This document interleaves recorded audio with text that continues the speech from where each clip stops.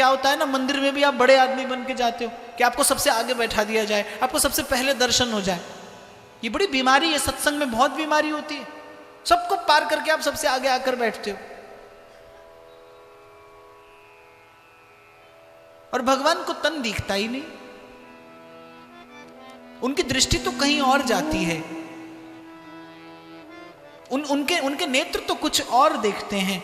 और कल भी मैंने निवेदन किया था कि सद्गुरु फूल चढ़ाना तो आपको कोई भी सिखा देगा, लेकिन फूल के साथ साथ अपना मन कैसे प्रभु के चरणों में निवेदन करना है, ये आपको गुरु सिखाएगा। भगवान को दीप दिखाना तो आप कैसे भी सीख लेंगे। उस दिन मुझे कौन दिखा रहा था, बोले आजकल तो महाराज व्हाट्सएप पर भी पूजा हो जाती है। तो मुझे बड़ा आश्चर्य हुआ, मैंने कहा दिखाओ। तो उसमें से एक ऐप खोला फोन पर, देखा एक बटन दबाया तो फूल चढ़ रहा है, एक बटन दबाया तो अगरबत्ती दिखाई जा रही है, एक बटन दबाया तो दीपक दिखाया जा रहा है। तो बड़ा देखकर मुझे आश्चर्य हुआ। तो ये तो आपको मशीन भी सिखा देगी, ये तो आपको तकनीक भी सिखा देगी, लेकिन फूल धरते धरते वो उस सुमन के साथ अपना सुंदर मन रूपी सुमन कैसे निवेदन करना है, ये तो आपको गुरुजन सिखाएंगे। आप भगवान को दीप दिखाना तो कहीं से भी सीख लीजिए, लेकिन दीपक से भगवान की आरती उतारते उतारते अपने मन प्राण भी कैसे प्रभु पर से न्यौछावर करने हैं, वो भाव तो आपको सदगुरु की कृपा से ही प्राप्त होगा। ये गुरु मुख्य विद्या है। इसीलिए सबसे पहला आरंभ संतों ने किया, श्री गुरु चरण सरोज रज निज मन मुकुर सुधार। और मैं आपसे निवेदन कर रहा था कि बिखरी रहे तो धूप है, एकाग्र हो जाए तो अग्नि है, बिखरी है तो तपा सकती है, एकाग्र हो जाए तो जला सकती है। ऐसे ही जीवन है, ऐसी ही चेतना है, बिखरा रहे तो आपको भटका सकता है, और एकाग्र हो जाए तो आपको साध सकता है। और कैसा, कल मैंने कहा था the effects of devotion are never remote factors, कि भक्ति से जो परिणाम जीवन में आएगा वो अप्रत्यक्ष नहीं होगा, आप भी देखेंगे और संसार देखेगा। संसार देखेगा जब आपके जीवन में भक्ति प्रकट होगी। मेरा ऐसा मानना है, जब आप स्वार्थ से कुछ पाते हैं, जब आप स्वार्थ की पूर्ति के लिए कुछ पाते हैं, तो केवल आप पाते हैं। और आप भी कितना पाते हैं, जो पाते ही खोने लगता है, जो पाते ही समाप्त होने लगता है, जो पाते ही मिटने लगता है। जब आप स्वार्थ के लिए पाते हैं, जब आप स्वार्थ से पाते हैं, और जब आप परमार्थ से पाते हैं, जब आप परमार्थ के लिए पाते हैं, तो केवल आप नहीं पाते, सतरति सतरति सलोकांस तारयति। नारद जी भक्ति सूत्र कहते हैं, एक भक्त बोले आप ही नहीं तरता, जो संग में आता है उसे बैठाता है वो नाम की नौका में और ले जाता है वहां जहां विराजे राधा रानी, जहां विराजे राधा रानी, अलबेली सरकार कन्हैया ले चल पल्ली। वो ले जाता है आपको बड़े सहज में। और देखो, खुद नौका चलाने में तो बड़ा परिश्रम करना पड़ता है। किसी की नौका में बैठ जाइए, थोड़ी सी उतराई देकर बड़े सहज में उस पार आप चले जाएंगे। प्रभु से प्रार्थना यही करिए कि बस जीवन में कोई जागा हुआ संत मिल जाए, प्रभु से मिला हुआ कोई भक्त मिल जाए, जो मिला है वो मिला देगा। कल भी हम बात कर रहे थे ना, आप चले जाइए गुलाब के फूल के पास, उसे कहिए तेरी खुशबू नहीं चाहिए, आप ना करें, और गुलाब भी न देना चाहे तो भी खुशबू आएगी। वो स्वभाव से प्रस्फुटित हो रही है, वो सुरभित चारों ओर फैल रही है अपने स्वभाव से। ऐसे ही संत के पास जाओगे, ना भी देना चाहे, हमारे ब्रज में ऐसे ऐसे संत हुए कि उनके पास कोई चले जाता था तो 4 गाली और देते थे। अपना प्राण देकर अपने भजन की रक्षा की है संतों ने। क्योंकि संसार का व्यक्ति क्या करता है, संसार का व्यक्ति तो संसार ही मांगने के लिए जाता है, उसके पास संसार ही है मांगने के लिए।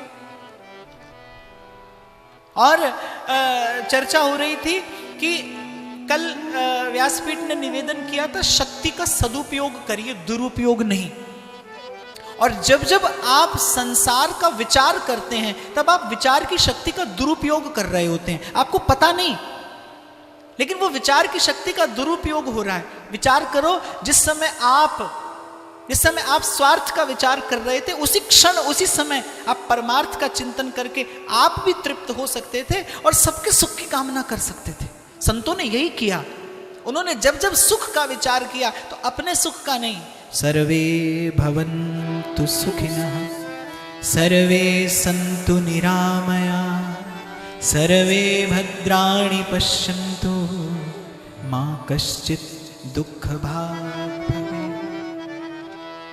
ये वो बिखरी हुई चेतना है, कभी यहां सुख ढूंढा, कभी वहां, जैसे मक्खी गोबर पर भी बैठी और मिठाई पर भी बैठी और दोनों ही जगह रस लेती है। ये एक और बड़ा आश्चर्य मैं देखता हूं कि सत्संग में भी आप खूब झूम रहे होते हैं और फिर कभी आपको पार्टी में झूमते देख लो तो फिर कहना ही क्या। ये एक और बहुत बड़ा आश्चर्य है कि यहां भी झूम लिए वहां भी, और फिर कहते क्या है, there is very justified reason, you try to prove it valid. How come? बोले this is the balance of life. हम सत्संग भी कर लेते हैं और हम ये भी कर लेते हैं। ये संतुलन नहीं है, ये तो ये छलावा है, ये छलावा है। ध्यान रखना, जिसे सत्संग के रस की अनुभूति हुई है, जिसे भगवदीय रस की अनुभूति हुई है, वो कभी संसार से सुख नहीं ले सकता। और मैं ऐसा भी नहीं कह रहा कि वो संसार में नहीं रहेगा, मैं ऐसा नहीं कह रहा। मैं नहीं कह रहा कि आप सत्संग का सुख लीजिए और आपका संसार छूट जाएगा। अभी पटियाला में मुझसे किसी ने प्रश्न किया, बोले आपकी कथा सुनते हैं या सत्संग सुनते हैं तो मन सन्यास की ओर जाता है और पीछे अभी परिवार का बहुत उत्तरदायित्व है। तो मैंने कहा या तो आप सुनते अधूरे मन से हैं और या आपको सुनाने वाला अधूरी जानकारी रखता है, अन्यथा सत्संग का तो एक ही प्रसाद है, सबके संग में रहते हुए आपको असंग कर दे। संसार के बीच में रहते हुए कबीरा जीते भेंटिए और मुए मिले न राम, लोहा माटी मिल गया फिर पारस का क्या काम। जो आपको जीते जी जीवन मुक्ति का आनंद दे दे, उसी का नाम सत्संग है। रहिए संसार में, कौन नहीं रहता, हम नहीं रहते। आपका संसार कितना है साहब, 4 आदमी, 10 आदमी, 20 आदमी, 100 आदमी। मेरे संसार में आकर देखिए, आपको लाखों लोग मिलेंगे। आपकी गृहस्थी बड़ी छोटी सी है, मेरी बहुत बड़ी है। आपको केवल 4 लोगों के सुख दुख की चिंता है, मुझे 40,000 के सुख दुख की चिंता है। कौन ग्रस्त में नहीं रहता? पर गुरुजनों की कृपा से एक युक्ति मिलती है। 5 तत्व का बनाए पिंजरा, 5 तत्व का बनाए पिंजरा, उसमें बोले मेरी मैना, कछु लेना न देना, मगन रहना, कछु लेना न देना, मगन। भक्त जब देता है, देनहार कोई और है, जो भेजत दिन रहे। और जब लेता है, मेरा मुझ में कछु नहीं, जो कछु है सो तो। The art of living Indeed, तो यथार्थ में जीवन जीने की कला है। अभी तो क्या है ना, आजकल तो आर्ट ऑफ लिविंग सुना है मैंने, कोर्स होता है, आप करिए 6 महीना, फिर आप सिखाइए, पहले आप सीखिए फिर आप सिखाइए। जीवन की आहुति दी जाती है, जीवन की आहुति दी जाती है। मैंने पहले कहा, there is no any shortcut, कोई शॉर्टकट नहीं है इस मार्ग पर। ऋतु आए फल होए, आप आज आरंभ करेंगे, धीरे धीरे धीरे धीरे रे मना, धीरे सब कुछ होए। और मुझे नहीं लगता, क्षमा करें अगर किसी को आपत्ति हो तो, पर मैं अपने विश्वास से, अपने अनुभव से कह रहा हूं, मुझे नहीं लगता संत के अतिरिक्त, साधु के अतिरिक्त कोई आपके जीवन में संतुलन ला सकता है कि आपको क्या लेना है और क्या नहीं लेना, आपको कब लेना है और आपको कब नहीं लेना। मैंने कहा ना, गुरु होगा तो आप पत्थर की मूरत में भगवान देखेंगे, और जीवन में गुरु नहीं होगा, भगवान आंख के आगे से होकर निकल जाएं, कौन पहचानेगा? कोई ऐसा है नहीं जिसको जीवन में कभी भगवत कृपा का स्पर्श ना होता हो। आप जानते नहीं है, लेकिन कभी कभी आपको बिना ही बताए भगवान की कृपा आपका स्पर्श करके चली जाती है, आप पहचान नहीं पाते। जीवन में कितने छोटे छोटे अवसर आते हैं, आप पहचान नहीं पाते। इसीलिए तुलसी कहते हैं, तुलसी इस संसार में सबसे मिलिए धार, ना जाने किस भेष में तुम्हें नारायण मिल जा। छोटे छोटे अवसर आपके जीवन में आते हैं, आप पहचान नहीं पाते। क्यों? क्योंकि विवेक सोया होता है। कल हम बात कर रहे थे कौवे की और हंस की, दोनों के पास में बुद्धि है, लेकिन कौवे के पास में विवेकहीन बुद्धि है, हंस के पास में विवेक युक्त बुद्धि है। वो क्षीर नीर का विवेक करना जानता है। कैसा है हंस? उसे भी दूध मिला है जिसमें जल मिला है, उसे पीने के लिए किसी ने दूध दिया है जिसमें जल मिला है, लेकिन उसके पास में विवेक है, उसने दूध पी लिया है, जल छोड़ दिया है। और संसार बिल्कुल ऐसी रचना है, यहां पर कुछ भी बिल्कुल शुद्ध नहीं है और कुछ भी बिल्कुल अशुद्ध नहीं है। विष में भी उपयोगिता है, कभी कभी विष से विष उतारा जाता है, और जल भी, जिसे जीवन कहते हैं, आप आवश्यकता से अधिक पीने लगिए तो आपको रोग हो जाएगा। वो भोजन जो जीवन निर्वाह के लिए आवश्यक है, आप आवश्यकता से अधिक खाने लगिए तो आप रोगी हो जाएंगे। आप देखिए, आपके सोने से लेकर और जगने तक आपकी प्रत्येक क्रिया में एक संतुलन होता है, तभी आप कुछ कर पाते हैं। अभी आज तो ऐसा नहीं रहा। आज तो क्या होता है, आप ऐसे टक टक टक टक करते सो जाते हैं और ऐसी ठक ठक करते आप जग जाते हैं। आज तो ऐसे हो गए ना आप। तो आज जीवन में संतुलन रहा नहीं, इसीलिए तो जीवन के विकृत परिणाम सामने आ रहे हैं, इसीलिए तो जीवन में विषाद है, इसीलिए जीवन में अवसाद है।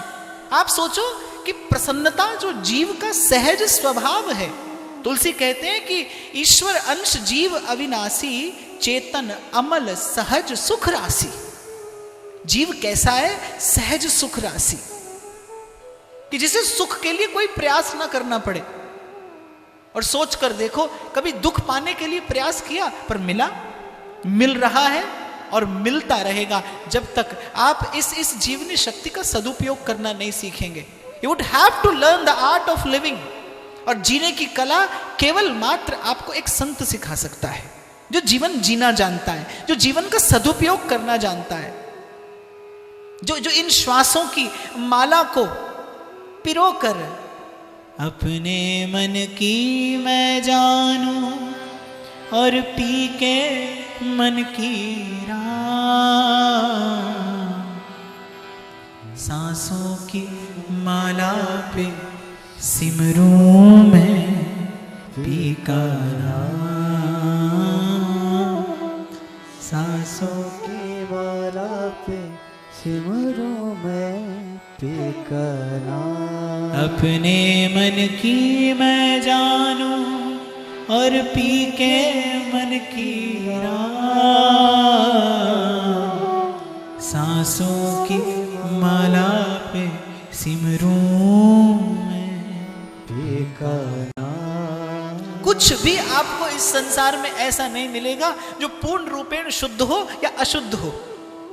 आपको खोज निकालना होगा, आपको चुन लेना होगा। तभी कबीर ने कहा, गुरु मिले और अब तो मन हंसा भया, मोती चुन चुन खात। अपने मन को उद्बोधन दिया है कबीर ने, रे मन हंसा मोती चुगना। यहां तो सब कुछ मिलेगा पर तू मोती चुगना। सांस आएगी और जाएगी पर तू थोड़ा सजग रहना, तू थोड़ा सावधान रहना। जब सांस आए तब भी सुमिरन करना और जब सांस जाए तब भी सुमिरन करते रहना। सांसों की माला पे सिमरूं मैं पी का। और बड़ी सुंदर सी कथा मुझे स्मरण आ रही है, किस प्रकार सब गुण होने पर भी चेतना बिखरी रहती है और सद्गुरु मिले अनंत फल कहे कबीर विचार। आइए 2 क्षणों के लिए भगवान नाम लीजिए और फिर थोड़ी चर्चा आगे बढ़ाते हैं। मुकुंद माधव गोविंद बोल, केशव माधव हरि हरि बोल। मुकुंद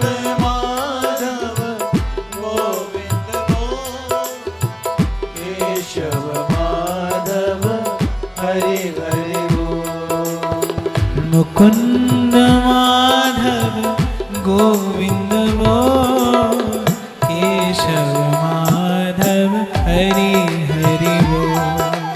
मुकुंद माधव गोविंद बोल, केशव माधव हरि हरि बोल। राम राम बोल, कृष्ण कृष्ण बोल, राम राम बोल, कृष्ण कृष्ण बोल।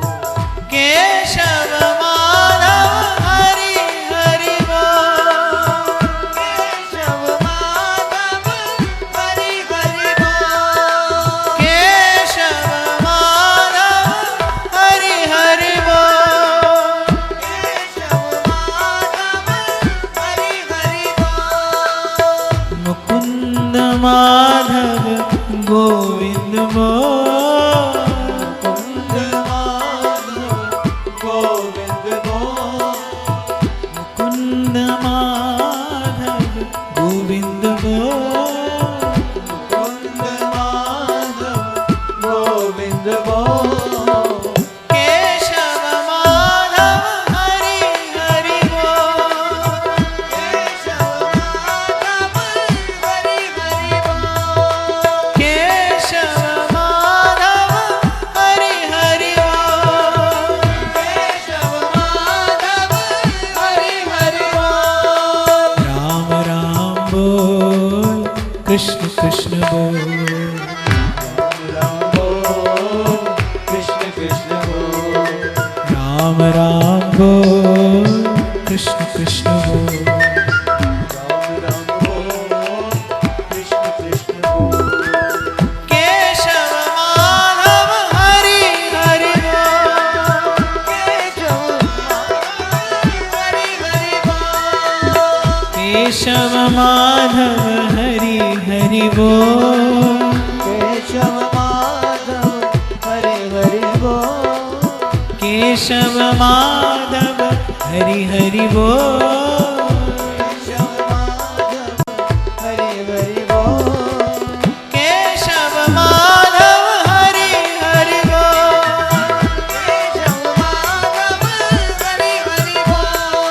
केशव माधव हरि हरि बोल। केशव माधव हरि हरि बोल, केशव माधव हरि हरि बोल। केशव माधव हरि हरि बोल। एक और बड़ा आश्चर्य मुझे आपके नगर में देखने को मिल रहा है। आप इतनी बड़ी संख्या में बैठे यहाँ पर आपका स्वर ही नहीं है।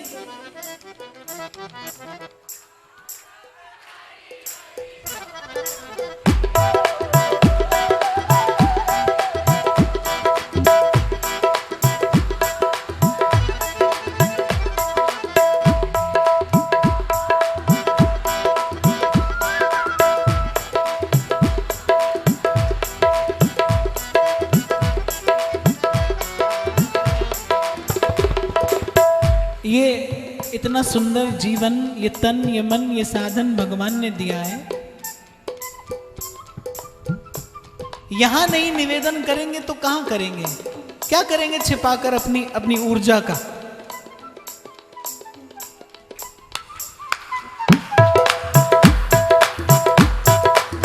केशव माधव हरि हरि बोल, केशव माधव हरि हरि बोल, केशव माधव हरि हरि बोल। नटवर नागर नंदा भजो रे मन गोविंदा, नटवर नागर नंदा भजो रे मन गोविंदा। नीचे बैठाओ, नीचे बैठाओ।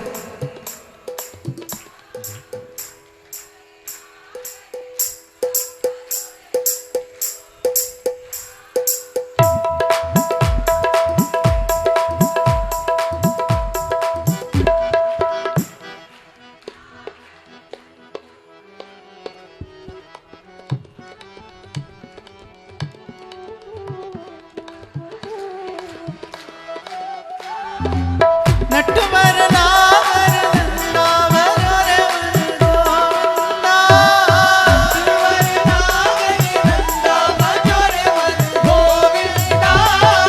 भज मन बाल मुकुंदा भजो रे मन गोविंदा।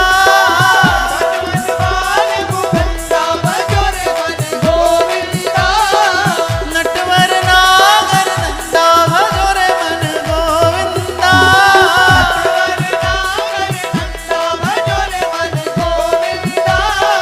भज मन बाल मुकुंदा भजो रे मन गोविंदा।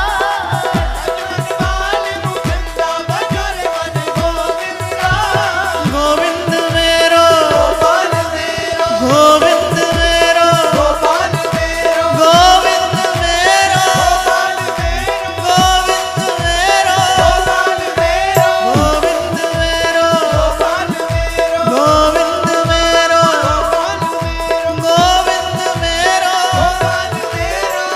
गोविंद मेरो गोविंद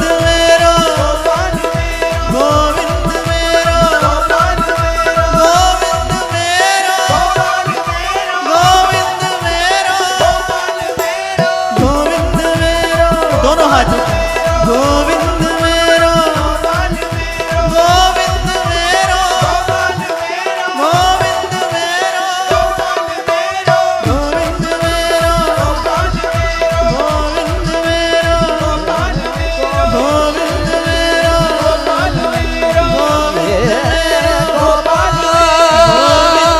मेरो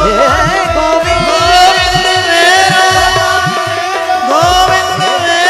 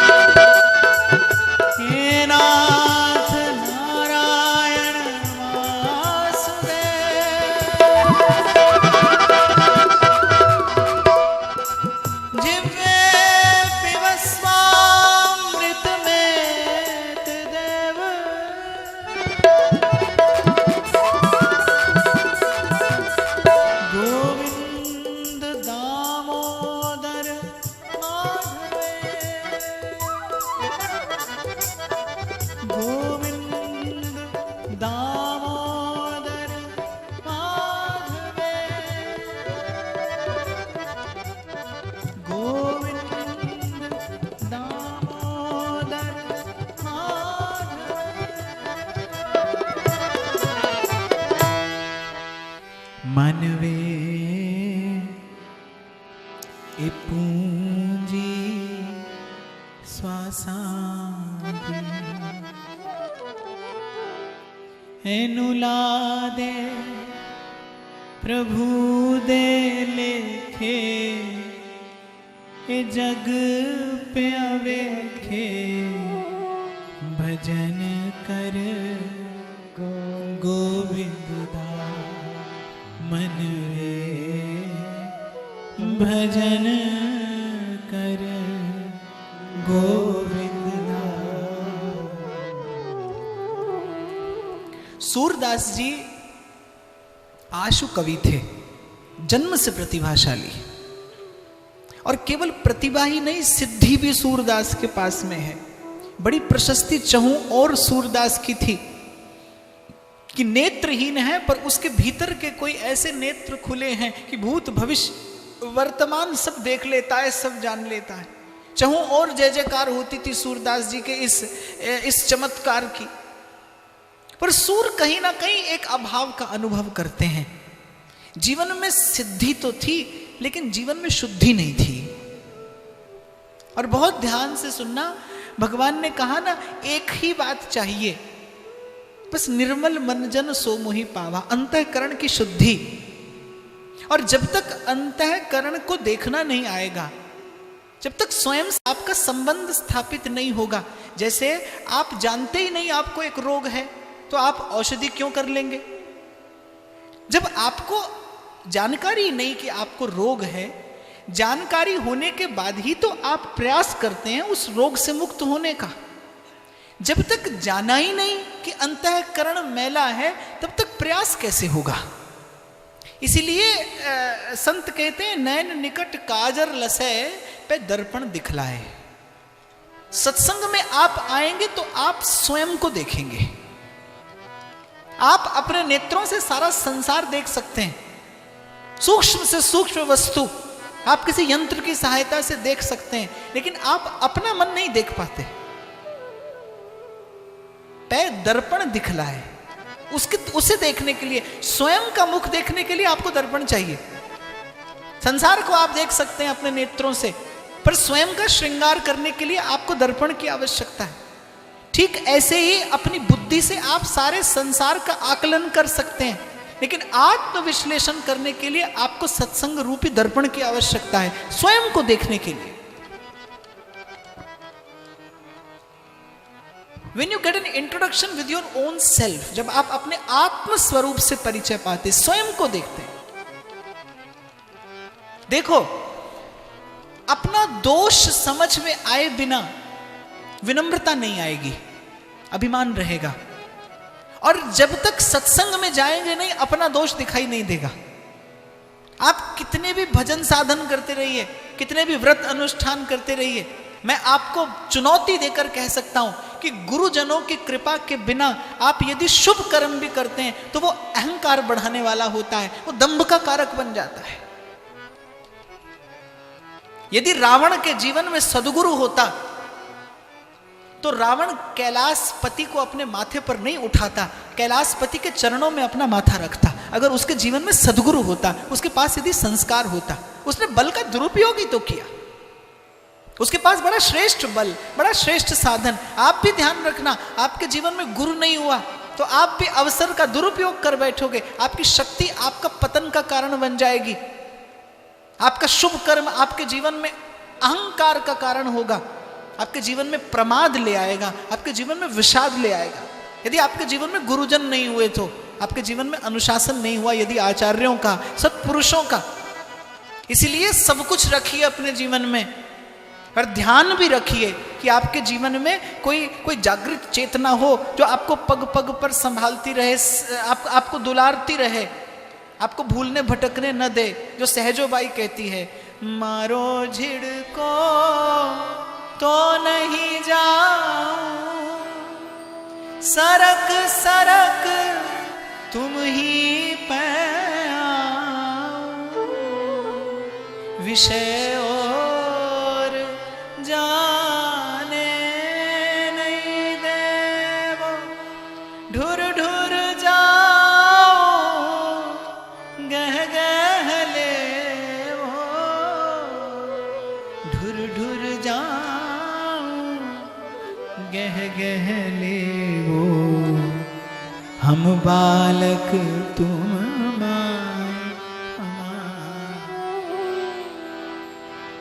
तो मैं आपको विधि बता रहा हूं। सत्संग नहीं हुआ तो अपना दोष नहीं दिखेगा, अपना दोष नहीं दिखा तो जीवन में विनम्रता नहीं आएगी, दंभ आएगा।